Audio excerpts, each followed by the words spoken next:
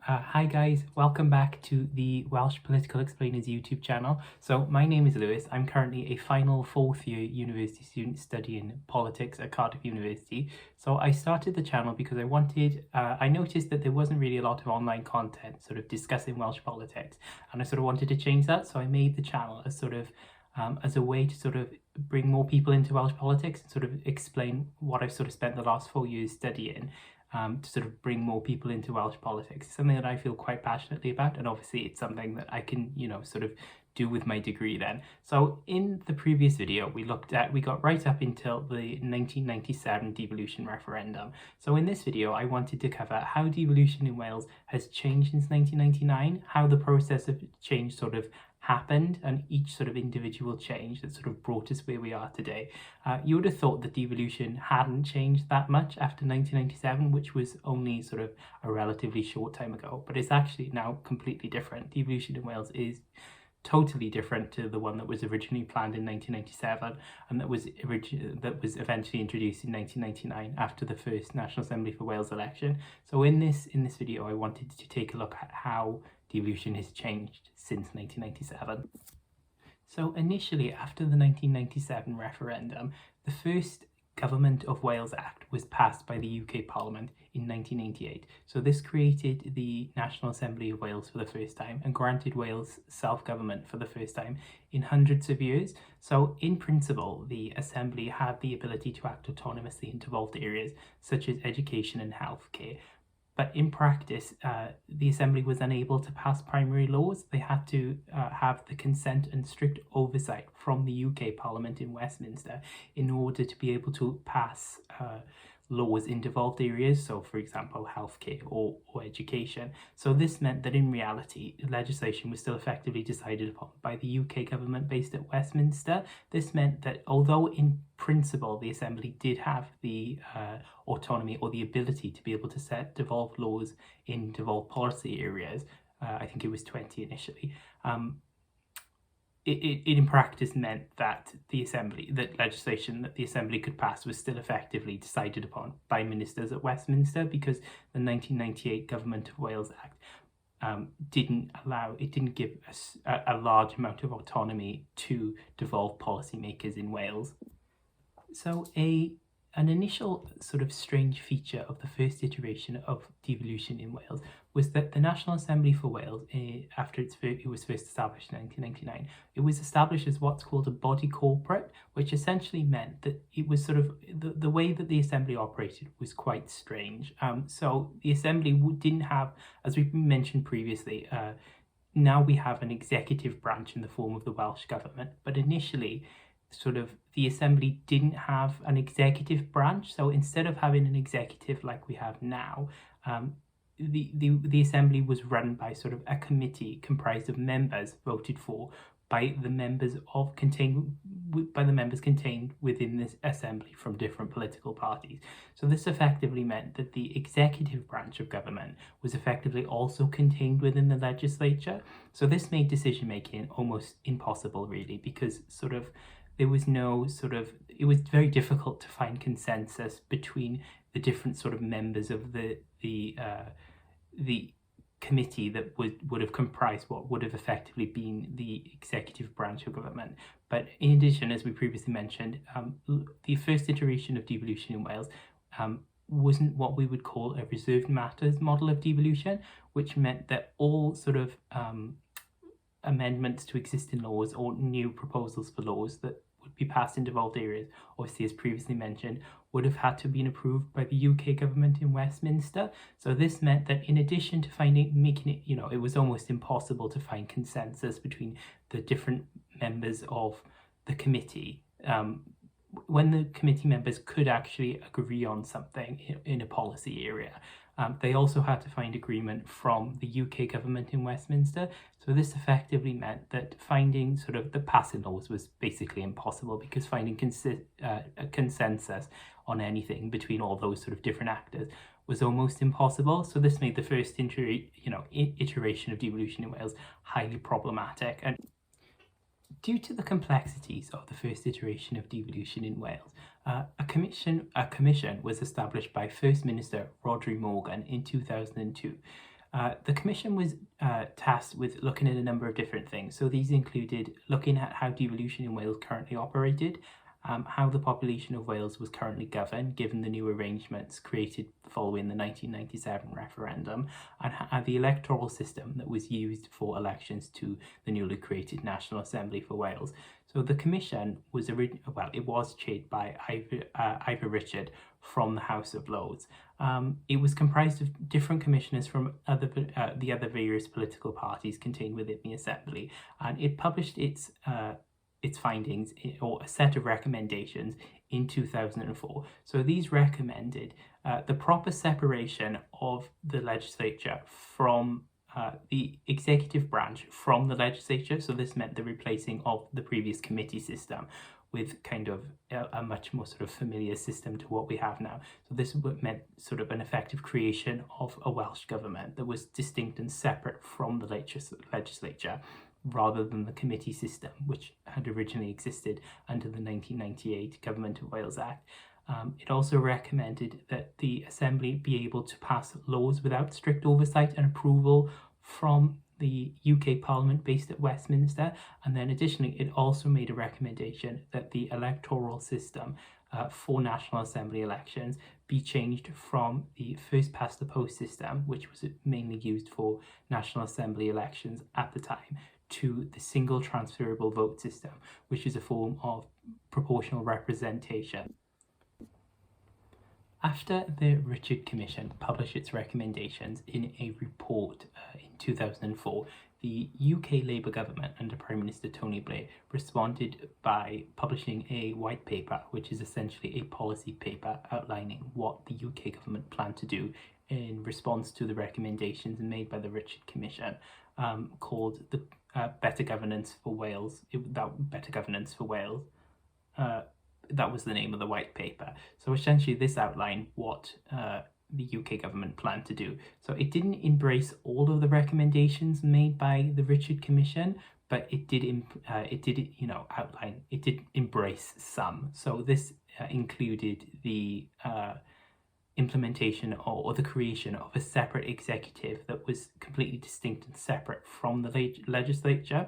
So the Better Governance for Wales policy paper eventually became the updated Government of Wales Act of 2006, which created what was called the Welsh Assembly Government. So this was the creation of a completely separate executive branch that replaced the previous committee system. So this was sort of the creation of sort of the Welsh government that we have today. But the updated 2006 Government of Wales Act stopped short of giving the National Assembly primary lawmaking powers in devolved policy areas, and also didn't significantly alter the electoral system used for devolved elections in Wales. So although it did implement some of the recommendations made by the Richard Commission, it didn't implement all. So the complexities and the sort of difficulties surrounding passing laws for the Assembly continued. The 2006 Act did also include a provision which allowed for the National Assembly to hold another Wales-wide referendum, which would allow the Welsh population to vote on whether they believed that the National Assembly for Wales should be given primary lawmaking powers in the devolved areas that it had held responsibility for. After the passage of the 2006 Government of Wales Act, and after the 2007 devolved National Assembly for Wales election, the Labour Party had again won the most seats, as it had in every prior election held to the National Assembly for Wales. But it lacked an overall majority, which meant that Welsh Labour then had to enter into coalition talks with other parties contained within the National Assembly at the time. So many commentators thought that the Welsh Liberal Democrats were the most likely contenders to enter into a coalition with the Welsh Labour Party, but many Welsh Liberal Democrat members were opposed to this, and so a coalition between the two parties never materialised. Eventually, Plaid Cymru and the Welsh Labour Party agreed to enter into a coalition, and this coalition was known as the One Wales Coalition. So under the terms of this coalition agreement, that meant that Plaid Cymru would enter into a coalition government with the Welsh Labour Party. Both parties agreed to hold another Wales-wide referendum under the provisions of the 2006 Government of Wales Act, which would mean that that another referendum would be held in order to establish if the Welsh population felt that the National Assembly for Wales should be given primary lawmaking powers in the areas that it had responsibility for. Under the One Wales coalition government between the Welsh Labour Party and Plaid Cymru, another Wales-wide referendum was held on whether the National Assembly for Wales should be given primary lawmaking powers in devolved policy areas. So the referendum actually asked voters in Wales, do you want the Assembly now to be able to make laws on all matters in the 20 areas it has powers for? This time the referendum had a much different outcome, with around 63.5% of voters backing the proposals to give the National Assembly for Wales primary lawmaking powers for the first time. So this was obviously a much different result to the 1979 referendum, and it was also quite a different outcome to the 1997 referendum, with voters much more emphatically approving proposals to give the National Assembly primary lawmaking powers for the first time. However, it is also important to note that turnout for the referendum was quite low. It was only 35.5% of voters turned out to vote, which is quite low actually. Anything sort of below 50% is considered quite low. So obviously 35.5% is quite low, but regardless, it was a much different outcome. So in response to the outcome of the referendum, First Minister at the time, Carwyn Jones, is remembered as saying, "Today an old nation came of age." So this is a really sort of important development in relation to Welsh devolution.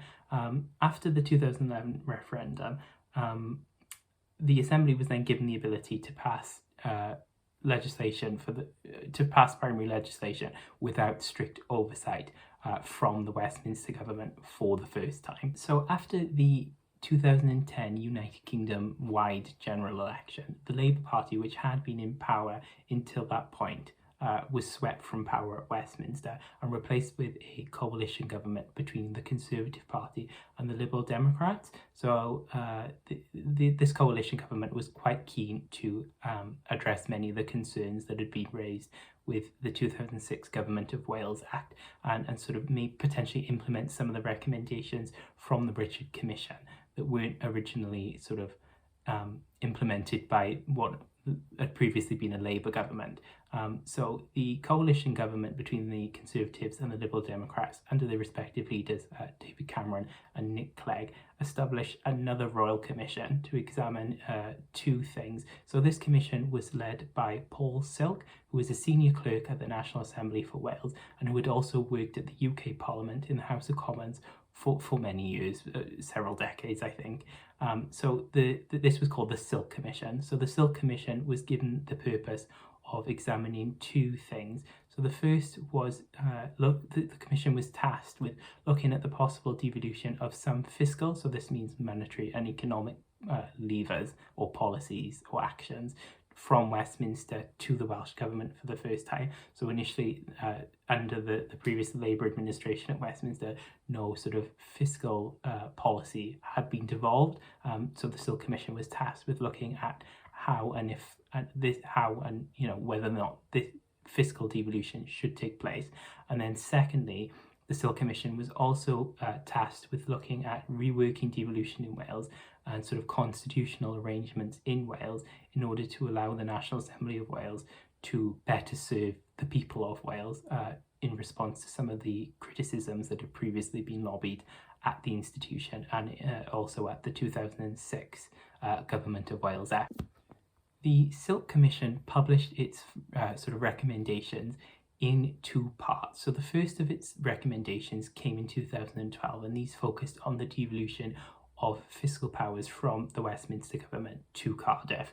So the Silk Commission, in its first set of findings, recommended that the that the Welsh government, that the devolved government in Wales now be able to vary and set some taxes. So this included the devolution of landfill tax, the devolution of stamp duty, and the devolution of business rates. So this would have allowed the devolved government in Wales to be able to vary and set different taxes in Wales that would differentiate it from England for the first time.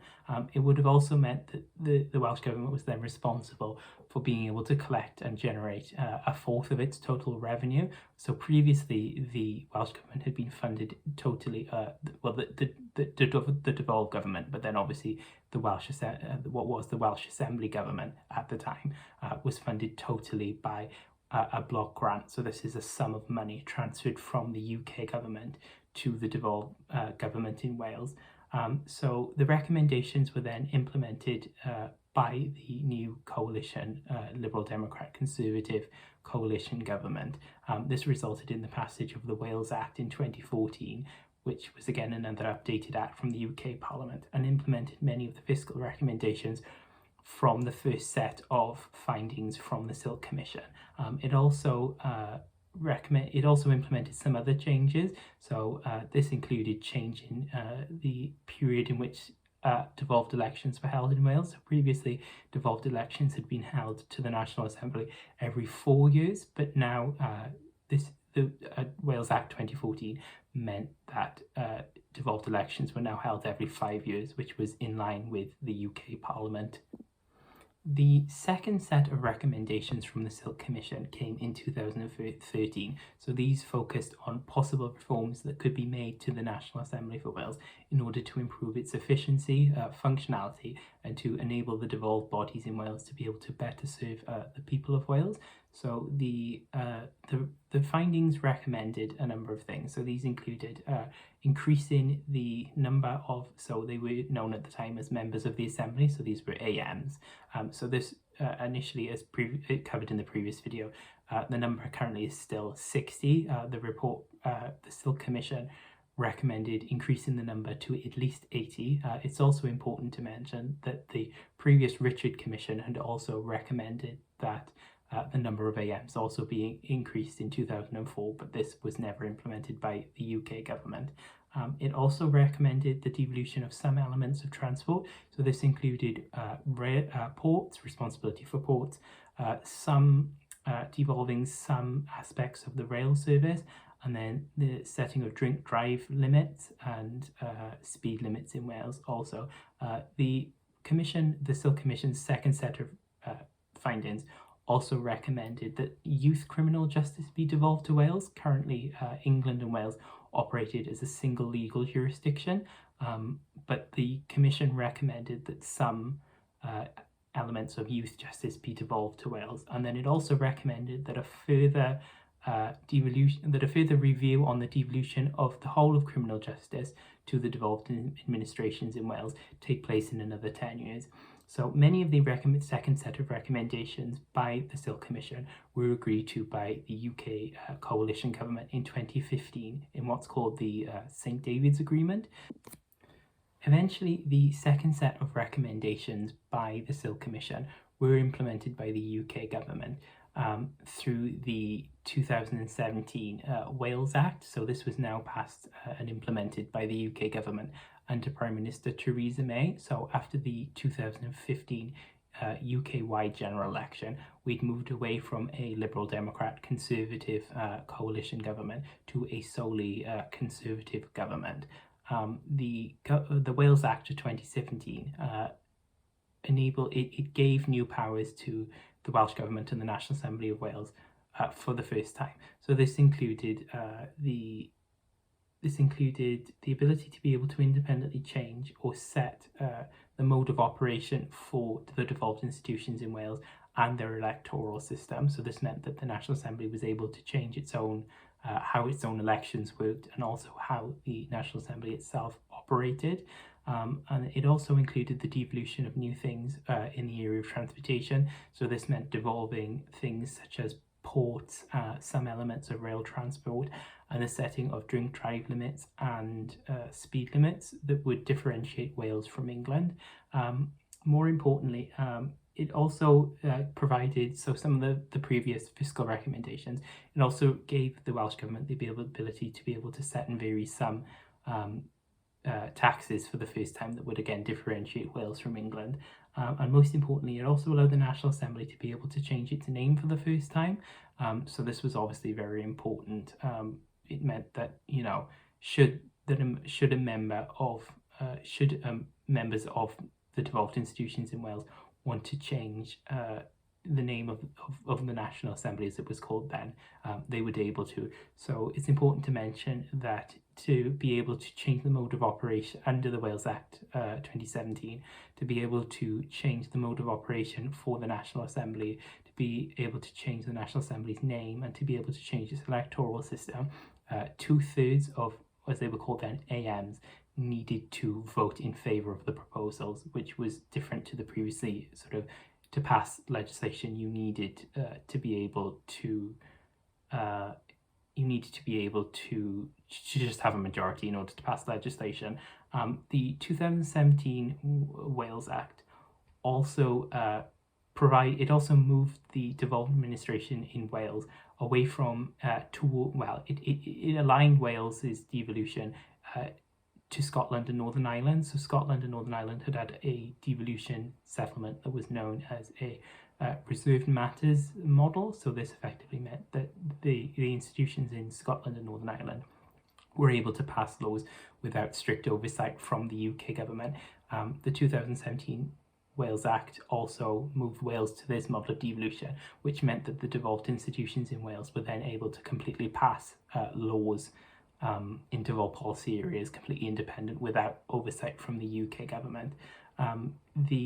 The Act also recognised that there was now a distinct body of law in Wales that was distinct from England, and implemented a president of Welsh tribunals on this basis. And then also the Act also recognised the National Assembly as a permanent constitutional arrangement in Wales, in the UK, but also in Wales, obviously, and then said that a referendum was needed in order to end the Assembly's existence. Following the passage of the 2017 Wales Act, in 2019, the National Assembly of Wales voted to change its name from the National Assembly of Wales to the Welsh Parliament, or the Senedd Cymru.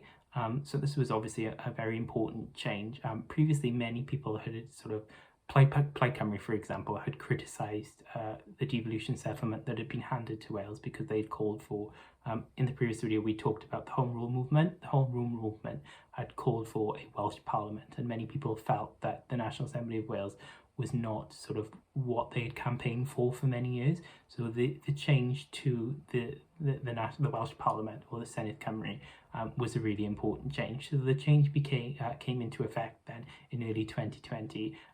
So what had previously been known as members of the Assembly, or AMs, they became known as members of the Senedd, or MSs. So it's important because of the the provisions of bilingualism in Wales. The two names it's important to mention both names. Colloquially, the institution is now known as the Senedd in both English and in Welsh, but the correct sort of English name for the institution is the Welsh Parliament, but colloquially in media and in discussions, you'll just probably hear it called the Senedd.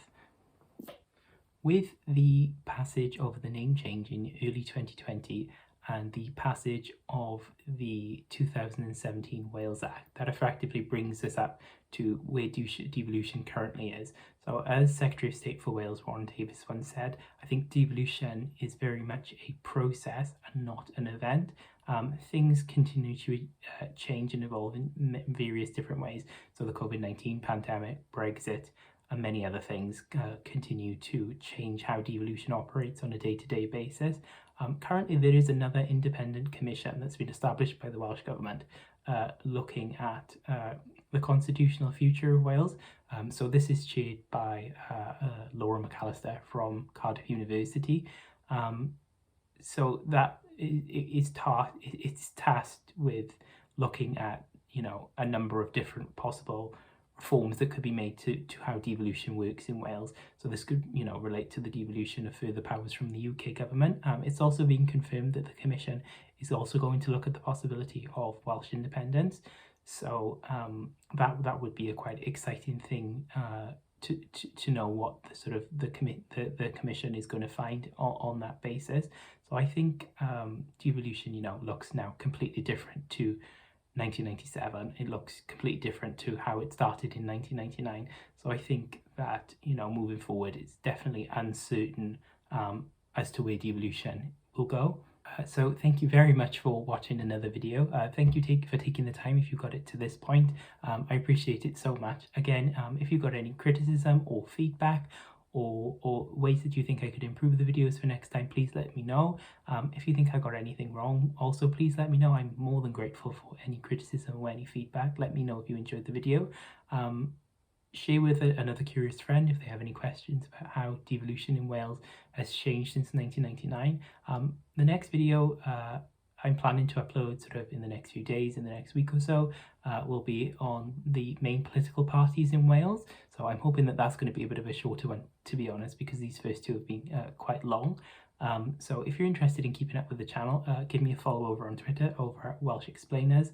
And then I've also made an Instagram for the channel, so that's at Welsh Political Explainers.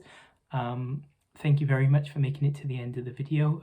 Like, comment and subscribe, and let me know any feedback. So thank you very much again. Remember to subscribe to the channel and share with a curious friend. Have a great rest of your day. Thank you very much.